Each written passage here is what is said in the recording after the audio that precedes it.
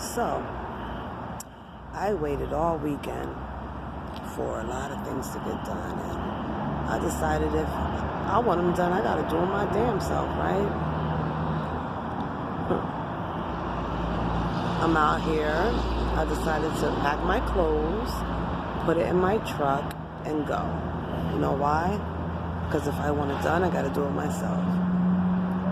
If you do not have anything to bring to my life but bullshit, if you cannot text my phone with anything but bullshit, please stay away from me. I've been through enough in my life where I don't have time to deal with unnecessary bullshit.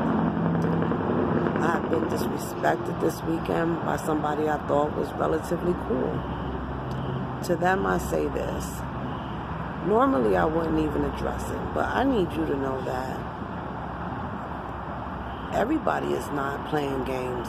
Everybody is not worried about fame. Everybody is not worried about the popularity contest. At 44 years old, the last thing I'm worried about is who likes me. I like me. I love me. I fuck with me. So, before you decide to disrespect me again, remember you have a mother. You might have a sister. You might have a daughter. I don't know. But what you don't have is the common sense to respect yourself enough to respect a queen, to respect another black woman. We beat each other up enough, and you had the audacity to disrespect me. It's okay. They say it's 360. I like to say 720.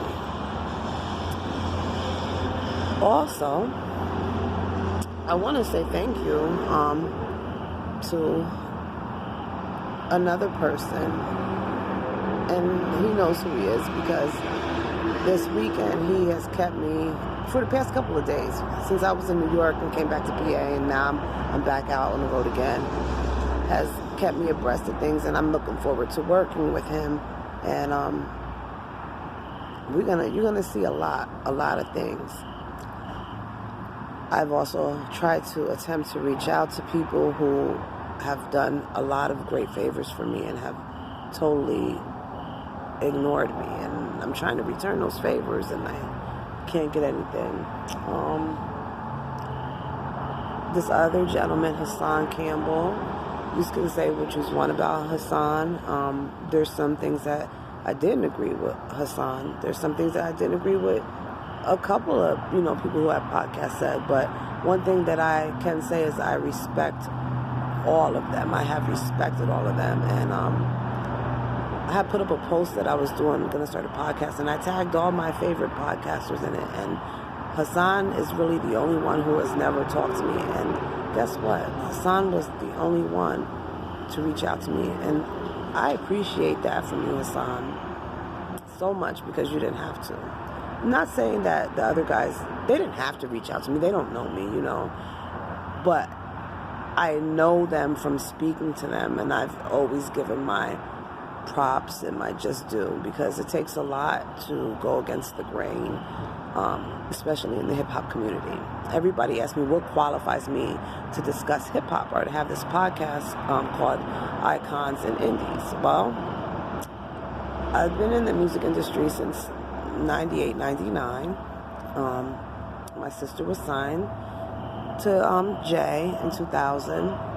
My husband, as you all know, is G-Dep. He was signed to Bad Boy.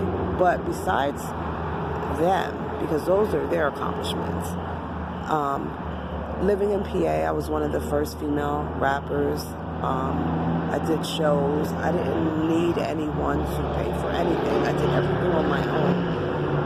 From managing myself to paying my studio time to learning how to do everything. The only thing I haven't done is produce a track. I had my own radio show through the Matrix Studio Network in the Bronx, and that was a blessing. I've done a lot. I've worked for some mainstream artists. I don't think I need to name them because it's none of anyone's business, but some of your favorite rappers. I've done a lot for independent artists. one thing that I know is hip-hop, and one thing that I'm going to bring to the table with my podcast is paying our homage to the icons that deserve it. And this is a way to bridge the gap between icons and indies, because there's a lot of independent artists who will go on to become icons, and underground hip-hop is so where it's at. And not taking away from mainstream, but we all know how that goes. I also have another podcast that is going to be called The Elephant in the Room, and where I will be discussing things that we want to say but we're afraid to say. And I thought about doing that because another podcast director and someone who's done a lot, Choke No Joke, encouraged